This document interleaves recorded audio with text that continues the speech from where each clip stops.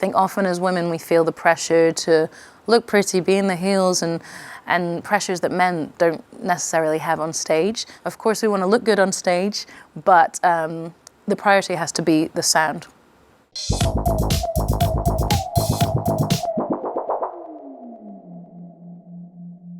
Hi, my name is Emily Sande. I'm a musician. I was born in England, raised in Scotland. I have a Zambian father, an English mother, so I feel like a citizen of the world. And I make soul music. I started singing when I was about 7 years old. My dad introduced me to the greatest singers, so he set the bar quite high. He introduced me to Celine Dion, Mariah Carey, Whitney Houston, Anita Baker. I remember when I was 7 years old hearing their music and thinking, wow, I want to learn how to get that much power and expression out of my voice. And from then on, I was just really hooked on music. Singing, they couldn't get me to stop singing. And when I was 8, I tried to write my first song. And then when I was around 12 or 13, I started playing piano. And then, fell in love with songwriting. When I was younger, my dad always emphasized the importance of education. It was what had changed his life and gave him a brighter future. He would always say to my sister and I love that you're passionate, but make sure that you're doing well in school. So along with music, I really loved science. And so I did go to study medicine in Glasgow for 4 years. But I think the more I studied, even though I enjoyed it, the more I realized that my true passion was in music. So once I had my degree and my dad was happy, then I could fully pursue my dream of music. And that's when I moved to London. I performed in the White House. It was a very surreal experience.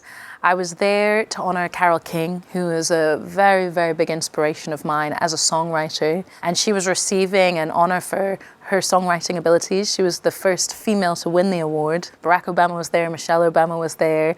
I was singing Natural Woman at the piano, also with a few of the original members of Aretha Franklin's band. So the pressure was extreme, but it's a day I'll never forget. The performance went well. And more than anything, it was just so lovely to connect with Carole King. And she gave me a few words of encouragement. She said, keep the songwriting craft alive.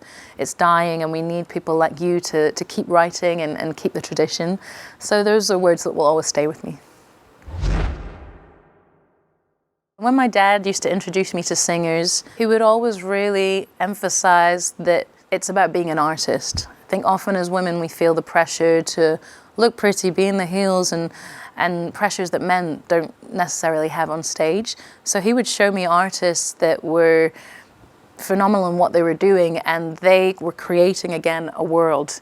So I've always lived by that rule. Of course, we want to look good on stage, but the priority has to be the sound.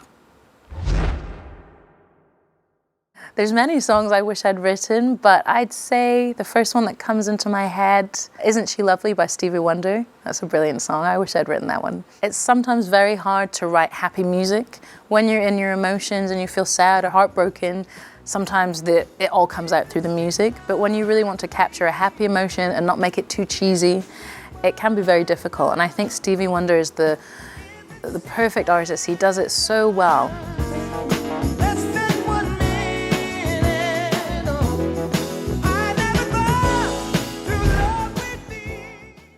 I think what makes a song really special is a unique perspective. We've all experienced the same emotions. You know, for thousands and thousands of years, humanity has experienced love and loss and everything that we write about.